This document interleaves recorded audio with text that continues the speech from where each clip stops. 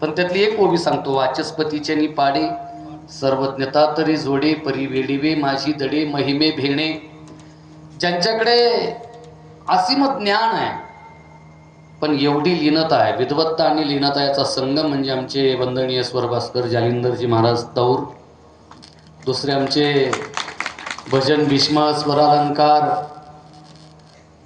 उभंही राहता येत नव्हतं, पायाखाली पाठ घेऊन पायाखाली वीट घेऊन हातही पुरत नव्हते पखवाजावरती. तेव्हापासून ज्यांनी या महाराष्ट्रातल्या दिग्गज महान महान प्रबोधनकारांची साथ संगत केली, आपल्या घराण्याची परंपरा अत्यंत समर्थपणे पुढे चालवली आणि या महाराष्ट्रामध्ये हजारो विद्यार्थ्यांना ज्यांनी मृदंगाचं ज्ञान दिलं ते मृदंग भास्कर, ज्यांच्या नावातच भास्कर आहे, असे मृदंग भास्कर वंदनीय. एकदा जोरदार टाळ्या महाराजांसाठी.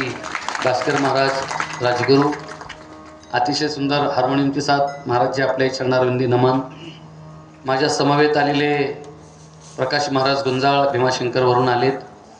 आणि एकदा शेवटच्या जोरदार टाळ्या. फार त्रास देणार आणि अतिशय सुंदर आवाजाची व्यवस्था.